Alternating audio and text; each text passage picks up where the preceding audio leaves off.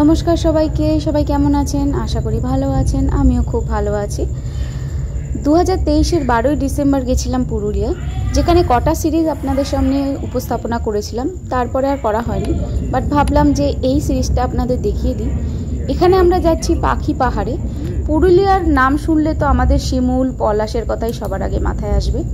রাঢ় বাংলা, সরু লাল পথ কিংবা পাহাড়ের ঢালু উপত্যকা আমাদের চোখ জুড়িয়ে দেয়।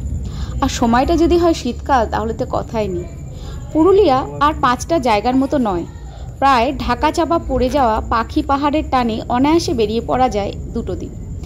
নাম শুনে মনে হতে পারে অনেক পরিযায়ী পাখির আবাস এই জায়গা, কিন্তু তেমনটি একেবারেই নয়। একটি অনুচ্চ পাহাড়ের গায়ে অসংখ্য উদীয়মান পাখির প্রতিচ্ছবি আঁকা। কিছুক্ষণ পরেই আপনারা সেটা দেখতে পাবেন যখন আমি পৌঁছাবো।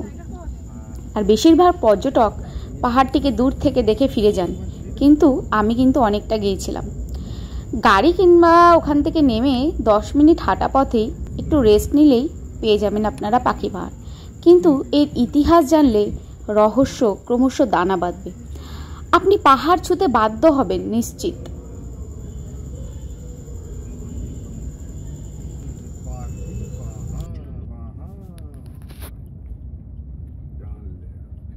চলুন, কথা বলতে বলতে পাখি পাহাড়ে প্রায় কাছাকাছি চলে এসেছি।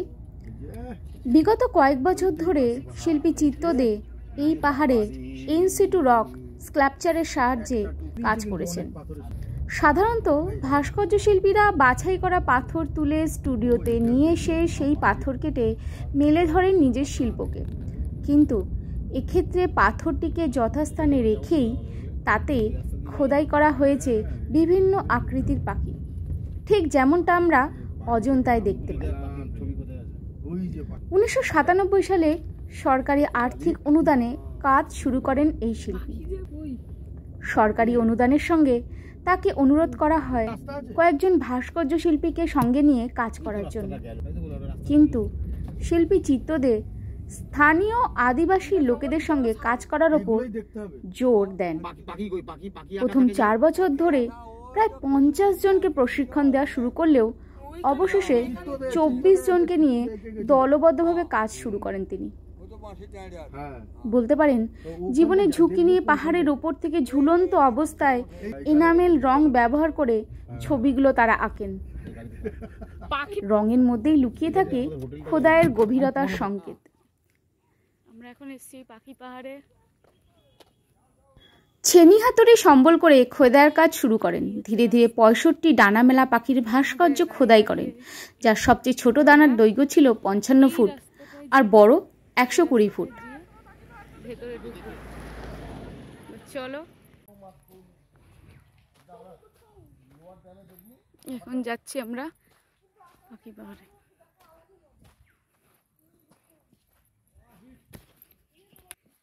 একটু উপর দিকে তাকা, পাহাড়টা দেখা যাচ্ছে।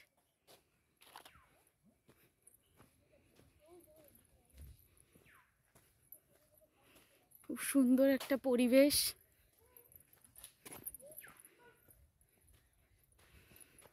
কিন্তু পরিবেশটা দারুণ, জঙ্গলের পরিবেশ।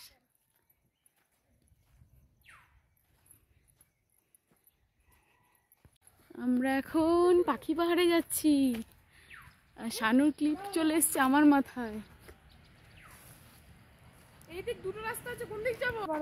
শানা আমার কোল থেকে নামছিল না, ও একটু টায়ার্ড ছিল, তাই ঘুমাচ্ছিল। এখানে কিন্তু আমরা আমাদের প্রাইভেট কার করে এসেছিলাম। আপনারা যদি ট্রেনে আসতে চান তাহলে সাঁতরাগাছি থেকে রূপসী বাংলা বা হাওড়া থেকে লালমাটি এক্সপ্রেস নিয়ে রাঁচি ইন্টারসিটি বা চক্রধরপুর এক্সপ্রেস ধরে চলে যেতে পারেন পুরুলিয়া স্টেশনে। সেখান থেকে একদিনের জন্য গাড়ি ভাড়া করে ঘুরে আসতেই পারেন এই পাখি পাহাড়ে।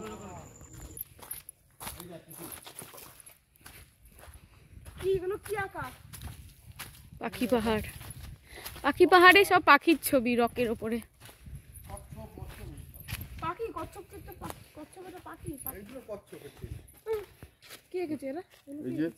স্থানীয় বাসিন্দারা দাঁড়া, তোর বাবা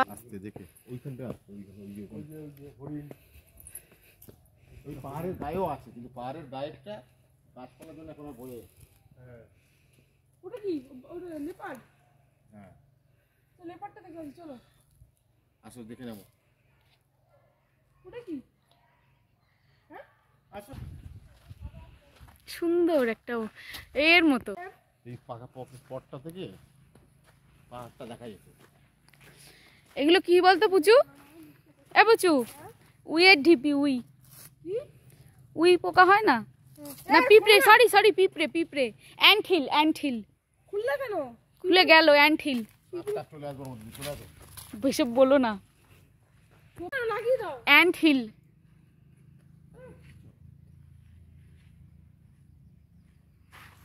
এটা দেখতে পেলাম একটা অ্যান্টহিল।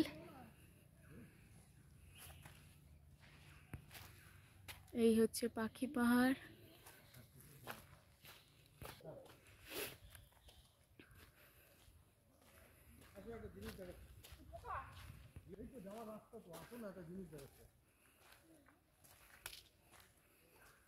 এই দেখো এখানে হচ্ছে হরিণ আঁকা, এইগুলো আঁকা।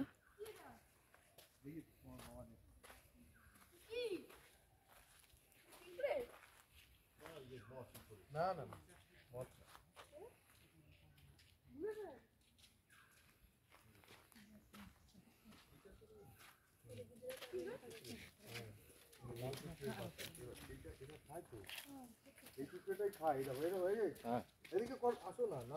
খাবি তো খা। আরে এই দেখো না, এর মধ্যে এবার যদি সাদা মাল থাকে, সাদা নেই, সব লাল। সাদা মাল কি হবে? সাদা মালটাই খাওয়া যেত। হ্যাঁ, এটা নিয়ে খায়। সব বেরিয়ে গেল, লাল সাদা নেই। সাদা থাকলে দেখিয়ে দিতাম। এই যে পাহাড়টা, বড় পাহাড়টা, এর জায়গায় আসলা না।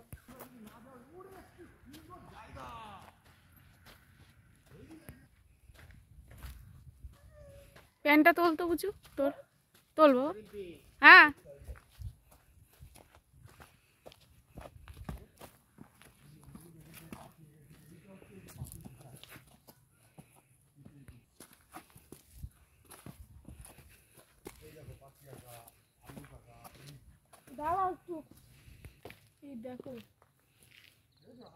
আরে যাচ্ছি না।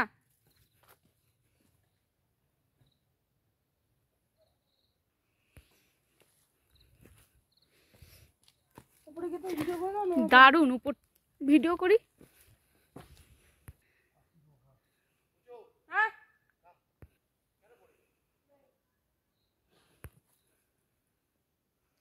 পাখি পাহাড়ের ঘন বন আর শান্ত পরিবেশ একটি আলাদা সৌন্দর্য বৃদ্ধি করে, কিন্তু এখানে পর্যটকের সংখ্যা অনেক কম।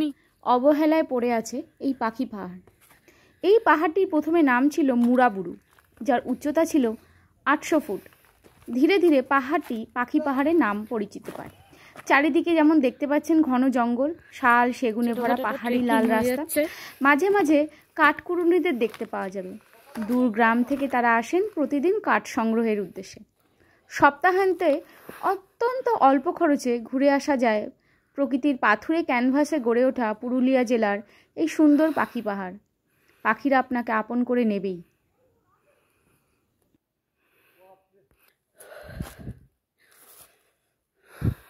পুরুলিয়ার এই পাখি পাহাড় স্বমহিমায় নিজের জায়গায় একটি স্বকীয়তা বজায় রেখেছে, যেটা হয়তো আগামী ভবিষ্যতে আরও পর্যটকদের মন কাড়বে।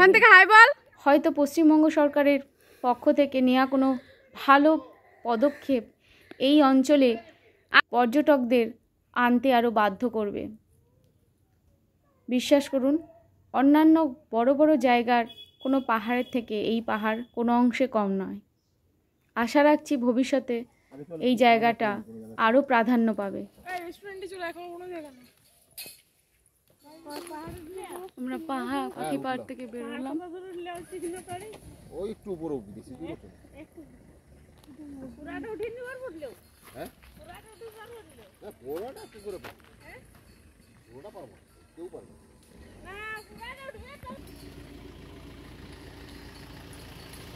তখন কাজ করছিল দাদা, আমরা কতটা ঘুরলাম এদিক দিয়ে, ওইটা করে বামনি ফলস করে, ওই কি জানো লহরিয়া শিব মন্দির নাকি করে বাড়ি ফিরতে ফিরতে প্রায় সন্ধ্যা 5:30 থেকে 6টা বেজে গেল। এরপরে আমরা আমাদের হোটেলের উদ্দেশ্যে রওনা হলাম। ম্যাপ আমাদের ঠিকই এনেছে, ম্যাপকে অবিশ্বাস করে এর ওর কথা শুনতে গেলাম। আমরা দুর্গা ফলসের সামনে দাঁড়িয়েছি, কিন্তু এই যে ঘুমাচ্ছে বলে আমি আর নামতে পারলাম না। আমি একটু বাইরে গিয়ে কটা ফটো তুললাম, বাট নামার হয়নি কারণ ও ঘুমাচ্ছে। ওকে বারবার ঘুম ভাঙিয়ে যাওয়াটা ঠিক হচ্ছে না, ওই জন্য আর গেলাম না।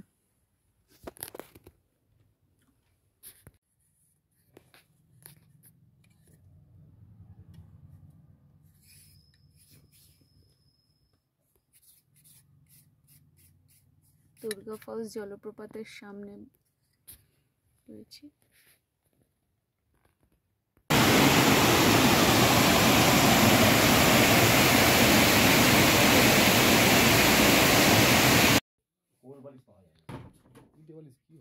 হোটেলে গিয়ে প্রচণ্ড খিদে পেয়েছিল, সারাদিন আমাদের লাঞ্চ করা হয়নি, তাই মোমো, পকোড়া, কফি সহযোগে খেয়ে শীতের আমেজটা আরও সুন্দরভাবে কাটানোর জন্য বনফায়ার এখানে রেডি করলাম।